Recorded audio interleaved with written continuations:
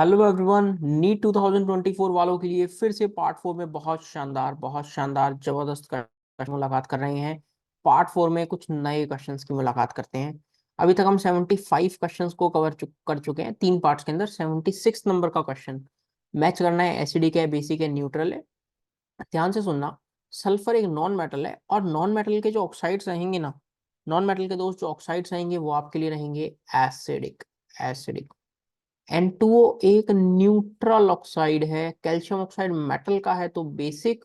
तो आर्सेनिक वाला क्या, आर्सेनिक वाला एम्फोटेरिक हो जाएगा। एम्फोटेरिक। अब दो बातें मेरी सुनना, और मेरा ऐसा मानना है कि नीट में आपको क्वेश्चन देखने को मिल सकता है, 2024 में क्वेश्चन आ सकता है। दो बातें मैं यहाँ पे रिपीट कर रहा हूँ दोस्त। न्यूट्रल ऑक्साइड, आप तीन न्यूट्रल ऑक्साइड याद करते हुए जाएंगे। कौन कौन से हैं? NO, CO और N2O। तीनों न्यूट्रल ऑक्साइड याद रखना। और अब मैं कुछ आपको बहुत शानदार बताने वाला हूं। This is amphoteric oxide. क्या बोला? Amphoteric oxide. और एम्फोटेरिक ऑक्साइड सुन लो कौन कौन से हैं। मैं यहाँ पे कुछ एलिमेंट्स लिख रहा हूं, आप उनको ध्यान रखना, सुन लेना, देखना।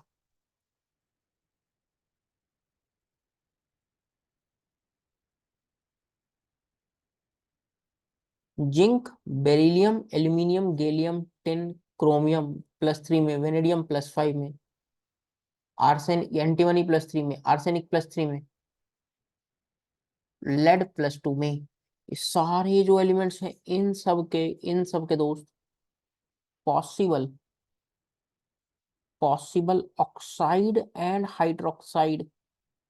पॉसिबल ऑक्साइड और हाइड्रोक्साइड दोस्त एम्फोटेरिक रहेंगे। जरूर याद रख लेना कौन कौन से। Zinc, beryllium, aluminium, gallium, tin, chromium +3, vanadium +5, antimony +3, arsenic +3, lead +2। आइए अब इसको मैच करते हैं। ए का मैच 3 से दोस्त, ए का मैच 3 से है। डी न्यूट्रल, न्यूट्रल डी का मैच 2 से, डी का मैच 2 से। बी का मैच करेंगे, बी का मैच 4 से करना चाहेंगे तो क्या आंसर सेकंड ऑप्शन हो जाएगा। क्लियर? क्वेश्चन नंबर 77 को देखिए। Calculate the spin only magnetic moment for cobalt 2+। Cobalt 2+ की बात करूं तो क्या कॉन्फ़िगरेशन 3D7 हो जाएगा दोस्त। 3D7 के लिए यदि मैं यहाँ पर इलेक्ट्रॉन्स की फिलिंग करना चाहूँ, देखना 1 2 3 4 5 6 7 कितने अनपेयर्ड हो गए? क्या 3 अनपेयर्ड है क्या? जब भी आप अनपेयर्ड निकाल लो ना तो दिमाग मत लगाना, डेसिमल से पहले वाला नंबर आपको n का वैल्यू बताएगा। टाइम बचाना दोस्त, नीट में टाइम बचाना, कि आपका डायरेक्ट आंसर ऑप्शन 4 हो जाएगा। मजा आया क्वेश्चन करके? 78 नंबर का क्वेश्चन देखिए। हम सेंचुरी तो आज करेंगे। इस रिएक्शन के लिए इक्विलिब्रियम कांस्टेंट दे रखा है, डेल्टा जी नॉट का वैल्यू पूछ लिया है। ध्यान से सोचें तो delta G nought equals to -RT ln के रहता है क्या? केसी दे रखा है तो केसी लिखेंगे। आर का value -8.314, temperature 300 kelvin, L N KC का value 1.7 into 10⁻²। Just formula base था, आंसर सेकंड आ जाता। जस्ट फॉर्मूला बेस था, आंसर सेकंड आ जाता। बट अब ये फॉर्मूला आप याद रखते हुए चलेंगे, क्योंकि हो सकता है नीट वाला इस साल कुछ ना कुछ कैलकुलेशन करवा ले। यहाँ तो डायरेक्ट था। 79, आई थिंक मैंने यहाँ क्वेश्चन रख लिया है, पर मेरे को डाउट है, पॉलीमर आई थिंक हट चुका है। पर ठीक है, फिर भी सुनते हुए चलिएगा। Which of the following is a natural polymer? Cellulose is a natural polymer. I think ये हट चुका है, बट मैंने रख दिया है, मेरे को बाद में भी ध्यान आया, बट ठीक है, सुन लीजिए। तीन बातें ध्यान रखना। स्टार्च जो है ना, प्लांट स्टोरेज है। Starch contains polymer of alpha D glucose. Glycogen के अंदर पॉलीमर है अल्फा डी ग्लूकोज का। Cellulose, cellulose plant skeleton polymer of beta D glucose. यानी सेलुलोज के अंदर बीटा डी ग्लूकोज की बहुत सारी यूनिट्स हैं। स्टार्च और ग्लाइकोजन के अंदर जो यूनिट्स ज्यादा प्रेजेंट है वो मेनली अल्फा डी ग्लूकोज की प्रेजेंट है। ध्यान रखेंगे क्या? आइए 80 नंबर के क्वेश्चन पे चलते हैं। इस रिएक्शन के कॉरस्पॉन्डिंग आपको डेल्टा एच और डेल्टा एस का साइन बताना है।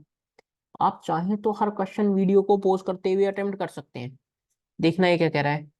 Calcium carbonate solid, calcium oxide solid plus CO2 gas. ध्यान से सोचो तो ये भी सॉलिड, ये भी सॉलिड। सिर्फ प्रोडक्ट साइड गैसियस स्पीशीज मिल रही है तो डेल्टा NG पॉजिटिव हो गया। तो क्या डेल्टा एस भी पॉजिटिव होगा? क्योंकि एंट्रोपी बढ़ रही है। नेगेटिव नेगेटिव वाला ऑप्शन नहीं हो सकता। अब आप तोड़ रहे हैं कैल्शियम कार्बोनेट को, हीट करने पर कैल्शियम ऑक्साइड प्लस CO2 में टूटता है। यदि आप तोड़ रहे हैं एनर्जी देकर, तो डेल्टा एच का साइन भी कैसा रहेगा दोस्त? पॉजिटिव रहेगा। डेल्टा एच का साइन पॉजिटिव रहेगा। एनर्जी देनी पड़ेगी तब ये टूटेगा। इसलिए दोस्त फर्स्ट ऑप्शन अपनों का आंसर हो जाएगा। 81 बहुत स्टैंडर्ड क्वेश्चन है दोस्त, याद रखना। और याद भी होता है स्टूडेंट्स को कि आपने 12th भी दिया है और वैसे भी आपने नीट लेवल का एक अच्छा आसान क्वेश्चन पर इंपॉर्टेंट कि NaCl की जब इलेक्ट्रोलिसिस करते हैं ना, मैं लिखता हूं इलेक्ट्रोलिसिस ऑफ NaCl। कौन सा NaCl? एक्वस। तो ध्यान रखना, कैथोड पर तो हाइड्रोजन गैस मिलती है और एनोड पर क्लोरीन गैस मिलती है। दोनों बातें ध्यान रखना। सवाल पूछने वाला एनोड के लिए पूछ रहा है, आप गैस जो ध्यान रखेंगे क्लोरीन गैस ध्यान रखेंगे। क्या आप ये पॉइंट जरूर ध्यान रख रहे होंगे? कुछ बहुत बेसिक बेसिक, कुछ बहुत शानदार और बहुत बेसिक बेसिक बातें मैं आपको दोस्त बताता हुआ चल रहा हूँ। प्लीज प्लीज उन्हें याद रखते हुए जरूर चलना। फिर मत कहना कि यार क्वेश्चन आ गया और सर ने तो बताया ही नहीं था। क्लियर है क्या? क्लियर है? 82 नंबर का क्वेश्चन देखना, कहता है इनकरेक्ट। ऐसी गलती मत करना। देखो मैंने जब इनकरेक्ट बोला तो मैंने इसको सर्कल कर दिया, जब मैंने इनकरेक्ट बोला तो सर्कल कर दिया। अब आप भी ध्यान रखना, इनकरेक्ट स्टेटमेंट रिगार्डिंग दिस क्या हो सकती है? Inhibitor reduces the rate of reaction. Inhibit करना, रोकना, यानी ये बात तो सही लग रही है क्या? कैटालिसिस एक्टिवेशन एनर्जी को कम करते हैं और एक नया पाथ प्रोवाइड करते हैं ताकि रेट ऑफ रिएक्शन बढ़ जाता है, ये भी ट्रू लग रहा है। Rate constant increases with increase temperature. भैया रेट कांस्टेंट टेम्परेचर डिपेंडेंट ही है, ये भी ट्रू लग रहा है। क्या कहता है? Catalyst कैटलाइजेस a non spontaneous reaction. कोई एक नॉन स्पॉन्टेनियस रिएक्शन को कैटलिस्ट स्पॉन्टेनियस नहीं बना सकता। अरे बुझी हुई मोमबत्ती को कोई नहीं जला सकता। ध्यान रखना है, वही सेम का काम है कि कैटलिस्ट है ना, नॉन स्पॉन्टेनियस रिएक्शन को स्पॉन्टेनियस नहीं कर सकता। इनकरेक्ट पूछा था, इसलिए आंसर कौन सा जाएगा? इसलिए यहाँ पर आंसर जो जा रहा होगा, फोर्थ ऑप्शन जा रहा होगा। 83 समझना, कहता है कि बेंजाइल कार्बोकेटाइन ज्यादा स्टेबल है। देखो ये है बेंजाइल कार्बोकेटाइन, कहता है ये ज्यादा स्टेबल है सेकेंडरी ब्यूटाइल कार्बोकेटाइन से। This is secondary butyl carbocation. अच्छा, अब कहता है कि यार इनमें इनमें कैसे चेक कर रहे हैं? तो उस इसमें कुछ ज्यादा काम नहीं कर रहे। अब ध्यान से सोचें तो यार रेजोनेंस है क्या? क्या यार रेजोनेंस इफेक्ट लग रहा है क्या फिनाइल ग्रुप का? तो बस डायरेक्ट आंसर हो जाएगा दोस्त, डायरेक्ट आंसर हो जाएगा, कुछ दिमाग लगाना ही नहीं है। 84 ये क्वेश्चन मैंने इसलिए रखा है ताकि दोस्त आप लोग इलेक्ट्रोकेमिकल सीरीज एक बार याद कर लें। जरूर है, डायरेक्ट लिगेंड स्ट्रेंथ पे बेस्ड है। ये spectrochemical series, not electrochemistry, electrochemical. Spectrochemical series से डायरेक्ट क्वेश्चन ध्यान रखना। सबसे बढ़िया लिगेंड की टेंडेंसी कार्बन मोनोऑक्साइड के पास, थर्ड ऑप्शन जाएगा। ये पूरा स्पेक्ट्रो केमिकल सीरीज, ये पूरा एनसीईआरटी से कॉपीड है। Carbon monoxide, then cyanide, ethylene diamine, ammonia, IDTA, NCS, water. यहाँ तक ये सारे जो है ना, ये सारे ये सारे स्ट्रॉन्ग फील्डिंग है। और पानी के बाद वाली कहानी, अरे वाह क्या मस्त जुड़ गया है। मैंने तो कुछ गजब ही बोल दिया। कैसे? पानी और पानी के बाद वाली कहानी, ये सारे के सारे दोस्त आपको जान के अच्छा लगेगा। सिर्फ आपको बता रहा हूँ, ये वीक फील्ड लिगेंड है। ये वीक फील्ड चाह कर भी पेयरिंग नहीं करवा पाएंगे, चाह कर भी पेयरिंग नहीं करवा पाएंगे, जरूर ध्यान रखना आप। 82 नंबर का क्वेश्चन देखिए, 82। यार क्योंकि आप बायो बैकग्राउंड से है ना, तो बायोमोलिक्यूल्स आपको क्लास 11th में भी पढ़ा दिया जाता है। माल्टोज की हाइड्रोलिसिस का प्रोडक्ट याद रखना। मैं खाली इस क्वेश्चन के कॉरस्पॉन्डिंग माल्टोज याद नहीं करवाना चाहता, मैं सारी बातें आपके सामने रख देना चाहता हूँ। तो उसमें सारी बातें आपके सामने रख देना चाहता हूँ। डाइसैकेराइड तीन आपको ध्यान रखने हैं, कौन कौन से? Maltose, sucrose, lactose. एक बहुत बढ़िया ऑर्गेनिक के टीचर भी हैं, MS चौहान सर। उन्हीं से मैं थोड़ा सा रिलेट करता हूँ, याद भी रखते हुए क्लास में बता देता हूँ कि आप इस तरह से ध्यान रख सकते हैं। जैसे MSC, maltose, sucrose, lactose. MSC मैं MSC कह रहा हूँ, सी को बस एल की तरह रीड कर लो, सी को एल की तरह रीड कर लो। पहले माल्टोज, फिर सुक्रोज, फिर लैक्टोज। क्लियर है क्या? अब इंपॉर्टेंट बात क्या है, इन सब में जो ये शुगर है ना, याद रखना, ये एक नॉन रिड्यूसिंग शुगर है। This is non reducing sugar. ये भी रिड्यूसिंग, ये भी रिड्यूसिंग। और क्या क्या याद रखेंगे, जब आप इनको तोड़ें, माल्टोज को तोड़ोगे ना, तो आपको दो यूनिट्स मिलेंगी, alpha D glucose plus alpha D glucose. कौन कौन सी यूनिट है? Alpha 1,4 glycosidic linkage.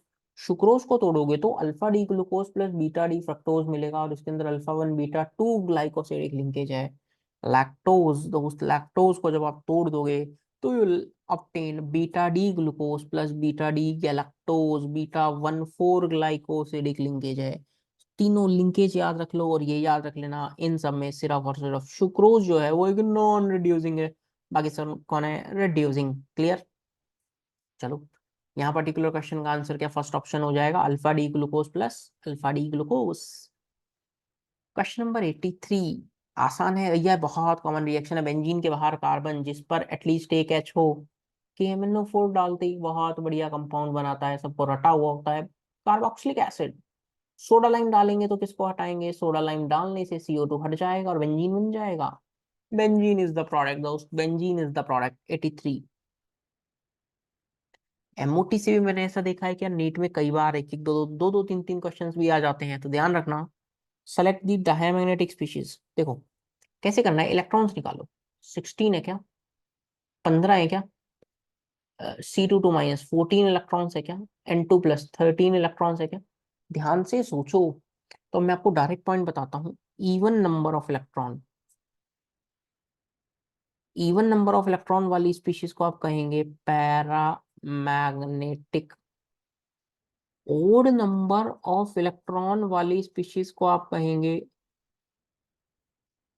डायामैग्नेटिक। और दो बातें ध्यान रखना, 10 और 16 और 32 वाले को भी आप क्या कहेंगे, डायामैग्नेटिक कहेंगे। सॉरी मैंने उल्टा लिख दिया है, माई मिस्टेक, उल्टा लिख दिया यार। इवन वालों को तो पैरा कहेंगे। आप सोच रहे होंगे सर ये क्या लिख रहे हो जाती है कई बार टाइपिंग एरर, अरे टाइपिंग एरर और कुछ नहीं।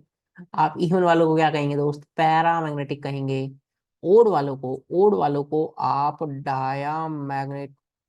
ये देखो क्या हो रहा है, क्या हो रहा है यार, ये कई बार ऐसी गलतियां हो जाती हैं क्योंकि रात के समय मैं रिकॉर्ड कर रहा हूँ, 4 क्लास में ले चुका हूँ उस दिन में। ठीक है, तो थोड़ा सा कई बार क्या होता है ना, सिंक्रोनाइजेशन ऑफ माइंड, माइंड का सिंक्रोनाइजेशन सही नहीं हो रहा होता। अब मैं रिपीट कर रहा हूँ एक मेरी अपनी बातों को। इवन नंबर ऑफ, ध्यान से सुनना ठीक है, इवन नंबर ऑफ इलेक्ट्रॉन जिसके अंदर होंगे आप उसे कहेंगे diamagnetic. Odd number of electrons होंगे आप कहेंगे पैरामैग्नेटिक। क्लियर। 10 16 और 32 भी एक इवन नंबर है। देखने में लगता है कि ये डाया होना चाहिए, बट इनकी स्पीशीज कैसी आती हैं दोस्त, इनकी स्पीशीज पैरामैग्नेटिक निकल कर आती हैं। क्वेश्चन करते हैं। 16 है पैरा, 15 है पैरा, 14 है डाया, 13 है पैरा। अरे वाह, क्वेश्चन खत्म। सेकंडों में क्वेश्चन निपटाएंगे, सेकंडों में क्वेश्चन। बात ज्यादा टाइम है ही नहीं अपनों के पास। 85 कहता है कि एसिडिक, पहला ऑक्साइड एसिडिक होना चाहिए, दूसरा मिक्स्ड होना चाहिए। मेटल का ऑक्साइड बेसिक, मेटल का ऑक्साइड बेसिक, ये आंसर नहीं हो सकते। क्या ये दोनों ही, क्या ये दोनों ही मिक्स्ड ऑक्साइड है। देखो मैं कैसे ऑप्शन एलिमिनेट करता हूँ। Cl27 नॉन मेटल का oxide, it is an acidic oxide.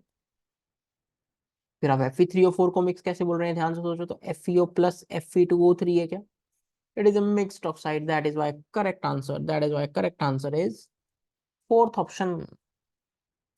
Pb3O4 में भी ध्यान रखना चाहें तो ऐसा रख सकते हैं, एक PbO+ आप ऐसा कह सकते हैं, PbO2 से मिलकर बनता है। ठीक है, Pb2O लिख सकते हैं, PbO+PbO, 2 और 1 4। ठीक है, बट मिक्स ऑक्साइड में ध्यान रख सकते हैं। नाउ, नाउ क्वेश्चन में थोड़ा सा आगे चलते हैं, क्वेश्चन में थोड़ा सा आगे चलते हैं, 2:1 रेशियो रहता है बेसिकली, आप ध्यान भी रखना चाहें तो। अब अगला क्वेश्चन क्या कह रहा है, 86 नंबर का क्वेश्चन। ये क्वेश्चन भी कई बार डायरेक्ट आएगा और आपको दिमाग नहीं लगाना। मैं फिर कह रहा हूँ टाइम बचाना है। वो कॉम्प्लेक्स आयन बताओ जो एब्जॉर्ब करेगा लाइट को लीस्ट वेवलेंथ। क्या आपको पता है, and delta O directly proportional to या इक्वल्स टू Hc/λ। जिसका वेवलेंथ सबसे कम होगा उसका लेमडा ओ ज्यादा होना चाहिए। अब सर ये लेमडा ओ कैसे निकालेंगे, तो मैं आपको बता देता हूँ ये डेल्टा ओ कैसे निकालेंगे, directly proportional to ligand strength. जो जितना बढ़िया लीगेंड है उसकी स्ट्रेंथ जितनी ज्यादा है उसकी स्प्लिटिंग उतनी ज्यादा है। इन सब में से सबसे बढ़िया लिगेंड स्ट्रेंथ। देखो ना, आपको क्या ही ऑर्डर याद है, सर कार्बन मोनोऑक्साइड के पास, कार्बोनिल के पास साइनाइड मैदान में है। और यदि साइनाइड मैदान में है तो टिक करो ना, डरते किस लिए हो, टिक करो ना। 87 नंबर का क्वेश्चन है दोस्त, ये POC से लैब टेस्ट पे बेस्ड है। ये कहता है कि अमाइन की रिएक्शन अराइल सल्फोनिल क्लोराइड के साथ हो रही है कुछ इस तरह से। कहता है कि सल्फोनामाइड बनता है जो इनसॉल्युबल इन KOH। ध्यान रखना, it is a test of 2 degree amine, और इस टेस्ट का नाम है हिंसबर्ग रिएजेंट, और हिंसबर्ग टेस्ट आप कह सकते हैं। ठीक है, हिंसबर्ग टेस्ट से आप ध्यान रख सकते हैं 2 डिग्री अमाइन हमें चाहिए, ये 1 डिग्री, ये 2 डिग्री, ये 1 डिग्री, ये बेसिकली 3 डिग्री, तो आप इसका आंसर डायरेक्ट टिक करेंगे सेकेंड ऑप्शन। यदि इनसॉल्युबल की जगह सॉल्युबल वर्ड होता तो दोस्त आप आंसर ढूंढ रहे होते 1 डिग्री अमाइन, तो आप आंसर ढूंढ रहे होते 1 डिग्री अमाइन, ये बात भी आपको याद रखनी है। दोस्त मैं आपको बता देता हूँ, आप अभी तक मेरे यूट्यूब चैनल को सब्सक्राइब नहीं किया तो आप जरूर सब्सक्राइब करें। Subscribe to Anirudh Walia chemistry. P block 30 minutes मैंने पढ़ा रखा है। वैसे आप कहेंगे कि नीट के सिलेबस से हट रखा है, बट मैं कहूंगा कि 30 मिनट का वीडियो देख लेना, 30 मिनट का वीडियो देख लेना, गलती से कोई क्वेश्चन आ गया तो फिर छूटेगा नहीं। प्रैक्टिकल ऑर्गेनिक केमिस्ट्री का वेरी फेमस वीडियो है ये दोस्त, very famous video on YouTube by me Anirudh Walia. इसमें देखो 43 मिनट्स में, 43 मिनट में बहुत सारे जितने टेस्ट यहाँ लिख रखे हैं ना, उससे ज्यादा टेस्ट एक बार में पढ़ा रखे हैं। प्लीज ये वीडियो भी देख कर जाना अपने नीट एग्जाम से पहले। क्लियर। चलो 88 नंबर के क्वेश्चन पे आते हैं। कहते हैं मेजर प्रोडक्ट क्या बनेगा। देखो एन हेप्टेन है, V2O5 डाल रहा हूँ। ध्यान रखना, जब भी एक एरोमेटिक कंपाउंड बनाना है, बेंजीन तो बनाना। हेप्टेन में 7 कार्बन थे तो एक कार्बन यहाँ लगा दूं तो क्या बनने वाला प्रोडक्ट टॉल्वीन बन गया। टॉल्वीन बन गया क्या। जब भी एरोमेटाइजिंग रिएजेंट होगा V2O5, MO2O3, Cr2O3, आप हमेशा एक aromatic compound which is benzene तो जरूर बनाएंगे। पॉइंट इंपॉर्टेंट है, जरूर याद रखना। 89 को देखिए। फॉर अरेनियस इक्वेशन इंटरसेप्ट बताना है ln k versus 1/t। Arrhenius equation कुछ ऐसा है, k बराबर a minus EA/RT। ln k को मैं ऐसा लिख सकता हूँ, ln a minus EA/R × 1/t। ln k versus 1/t का स्लोप कितना है दोस्त। अच्छा यहाँ पे सॉरी इंटरसेप्ट पूछा है, तो ये इंटरसेप्ट है क्या, इंटरसेप्ट ln a हो गया क्या। कई बार देखो ऐसी गलती भी हो जाती है, मेरे माइंड में ऐसा चल रहा था कि यार यूजुअली तो एग्जामिनर स्लोप ही पूछ रहा होता है, और स्लोप में जल्दी से टिक कर देता हूँ -EA/R, और ये पहला ऑप्शन भी दे रखा था। लालच देता है एग्जामिनर, लालच। पर अपनों को इस लालच में नहीं फंसना। इंटरसेप्ट पूछा था, हम ln a आंसर कर रहे होंगे। 90 नंबर का क्वेश्चन कहता है यार कौन सा सेट पॉसिबल नहीं है, कौन सा सेट पॉसिबल नहीं है। बहुत आराम से सुनना, दो बातें ध्यान रखना। एल का वैल्यू हमेशा, एन का वैल्यू हमेशा एल से ज्यादा होगा।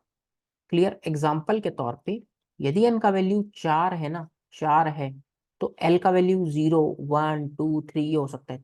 एन और एल कभी बराबर नहीं हो सकते, एन और एल कभी बराबर नहीं हो सकते।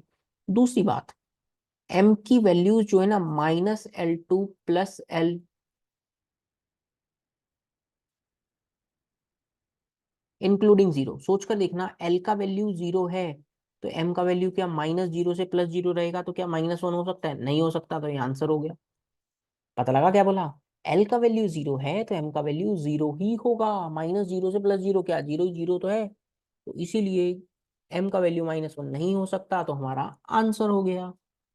क्वेश्चन नंबर 91 कहता है सबसे तेज SN1, सबसे तेज SN1 कौन दे रहा होगा। अरे सोचो ना यार, बढ़िया कार्बोकेटाइन की तलाश करो ना यार। मान लीजिए यहाँ से Br हटाता हूँ,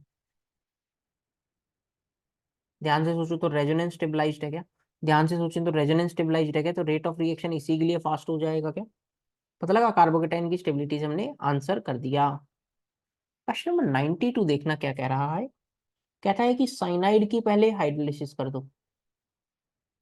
करिए। साइनाइड की एसिडिक हाइड्रोलिसिस करोगे, बेसिक में भी करोगे तो कार्बोक्सिलिक एसिड मिला। कार्बोक्सिलिक एसिड की अमोनिया के साथ रिएक्शन, ध्यान से सोचो तो अमाइड बन जाएगा बी। अब आप उसमें Br2 in presence of KH डाल रहे हैं तो सोचना हॉफमैन ब्रोमोमाइड है, C डबल बॉन्ड O निकल जाता है, ये बन जाता है NH2। मैं इस रिएक्शन के कॉरस्पॉन्डिंग कुछ दो बातें आपको बताना चाहूंगा जो बेहद खास और बेहद इंपॉर्टेंट है। क्या बात है वो, कि C डबल बॉन्ड O जो निकलता है ना, C डबल बॉन्ड O, वो किसकी फॉर्म में निकलता है, तो याद रखना कार्बोनेट आयन की फॉर्म में निकलता है। ये पॉइंट मेंस ने पूछा भी हुआ है। अमाइड से अमाइन बनाते हैं, ठीक है, और C डबल बॉन्ड O निकलता है कार्बोनेट आयन की फॉर्म में। और दोस्त मैं एक रिएक्शन आपको लिख कर बता रहा हूँ, यदि मेंस में आ गई तो बहुत अच्छा लगेगा मुझे। डिफरेंस देखना मैं क्या लिखूंगा, और आप समझना इस चीज को, क्योंकि आप समझदार लगते हैं मुझे, और आप समझ भी जाएंगे। 3 पार्ट लिख रहा हूँ, 3 पार्ट से आपके माइंड में सब कुछ क्लियर हो जाएगा। देखो तीनों में हॉफमैन ब्रोमाइड है। जिन स्टूडेंट्स ने ऐसा रट रखा है कि सी डबल बॉन्ड हटाओ दोनों को चिपका दो आंसर, उनको थोड़ी परेशानी होगी। कैसे? यहाँ से सी डबल बॉन्ड हटाता हूँ, प्रोडक्ट बनेगा NR NH2। सर इस लॉजिक से तो यहाँ से सी डबल बॉन्ड हटाऊं तो ND2 बनना चाहिए, बट दोस्त जो बेसिक मीडियम लेंगे ना, विद मैकेनिज्म देखोगे तो सब पता लग जाएगा। अभी के लिए याद क्या रखोगे, जो बेसिक मीडियम में लोगे, H है तो H आएगा, D है तो D आएगा, यहाँ H है तो H आएगा। सी डबल बॉन्ड हटाओगे, बेसिक मीडियम में H है, मैं इसको D लिख देता हूँ, बेसिक मीडियम में D है तो प्रोडक्ट में भी D आएगा, ND2। ये बात पता लगी क्या? इंपॉर्टेंट शानदार बात है। स्टूडेंट रट लेते हैं कि सी डबल बॉन्ड हटाओ R और N को चिपका दो, सी डबल बॉन्ड हटाओ R और N को चिपका दो। हालांकि गलती उनकी नहीं, उनको पढ़ाया भी इसी तरह से जाता है, बट आप ये गलती बिल्कुल भी नहीं करेंगे। क्या पॉइंट ध्यान रखेंगे? क्वेश्चन नंबर 93 को देखना क्या कह रहा है। कहते हैं नॉट करेक्ट बताओ, not correct about carbon monoxide. कहते हैं वाटर सॉल्युबल है, सोच कर देखना, कार्बन मोनोऑक्साइड NO और N2O, ये जो तीनों न्यूट्रल ऑक्साइड है ना दोस्त, क्योंकि ये न्यूट्रल है ना तो पानी के साथ कोई रिएक्शन नहीं दिखाते। पानी सॉल्युबल, वाटर सॉल्युबल नहीं हो सकती ये गैस, इजीली हमारा आंसर कौन सा हो गया? First option. पता चला, न्यूट्रल ऑक्साइड पानी के साथ रिएक्शन नहीं करते। और मैं आपको लगी हाथ बता देता हूँ, CCl4 भी पानी के साथ कोई रिएक्शन शो नहीं करता, SF6 भी पानी के साथ कोई रिएक्शन शो नहीं करता। CCl4 के पास वैकेंट P नहीं, SF6 के पास है क्राउडिंग, इसलिए दोनों नहीं कर पाएंगे। क्लियर? क्वेश्चन नंबर 94 समझना, हालांकि इसका आंसर टिक्ड है, बट मैंने ये क्वेश्चन इसलिए रखा ताकि आपको कुछ नया सिखा सकूं। क्या बातें हैं? नेगेटिव डेविएशन वाले एग्जांपल रट लेना। मैं कुछ एग्जांपल्स यहाँ लिख रहा हूँ क्योंकि कुछ स्टूडेंट्स ने कमेंट करके बोला था यूट्यूब पे मेरी वीडियो में, सर ये नेगेटिव पॉजिटिव वाली बात बता दीजिए, इसलिए मैंने एक जगह लिख दिया है। क्या बात है समझना। आइडियल सॉल्यूशन के एग्जांपल्स हैं benzene plus toluene, benzene plus naphthalene, hexane plus heptane, chlorobenzene plus bromobenzene, मतलब एक एक का डिफरेंस है basically, ethyl bromide ethyl iodide. Non ideal solution में, नॉन आइडियल सॉल्यूशन के एग्जांपल्स आप याद रखेंगे। पॉजिटिव डेविएशन में एग्जांपल है मिथेनॉल प्लस पानी, इथेनॉल प्लस पानी, इन जनरल अल्कोहल प्लस पानी, ethanol plus acetone, acetone plus benzene, examples ध्यान रखना। वहीं नेगेटिव डेविएशन के एग्जांपल है एसिड प्लस पानी, HNO3 प्लस पानी, acetone plus aniline, phenol plus aniline, acetic acid plus water. तो उसके एग्जांपल इंपॉर्टेंट है, ये IIT ने पूछा भी हुआ है, आप ध्यान भी रखेंगे। कैसे इनके पीछे कोई लॉजिक है? कोई खास नहीं, बट फिलहाल तो आपको क्या जरूर याद रखना है, आपको इन एग्जांपल्स को याद रखना है, कौन पॉजिटिव डेविएशन की कैटेगरी में है, कौन नेगेटिव डेविएशन की कैटेगरी में है। क्लियर है क्या? ओह, तो आई थिंक हमने काफी सारे क्वेश्चंस यहाँ निपटा लिए हैं, 94 क्वेश्चंस तक हम कर चुके हैं, और ये पार्ट 4 है। एक दो पार्ट्स में और हम चाहेंगे कि 150 तक क्वेश्चंस तो निपटा दें। पार्ट 4 में हमने काफी सारे क्वेश्चंस कर लिए हैं। वीडियो पसंद आ रही है तो चैनल जरूर सब्सक्राइब कर लेना, और अपने दोस्तों के साथ वीडियोस को शेयर करना। कोई पहली बार ये वीडियो सुन रहा है तो पहले के तीनों पार्ट भी जरूर पढ़ लेना, मेरे ही चैनल पे अपलोडेड है, आप सर्च करिएगा जरूर आपको मिल जाएंगे। मिलते हैं अगली वीडियो में, till then stay safe, bye bye, take care.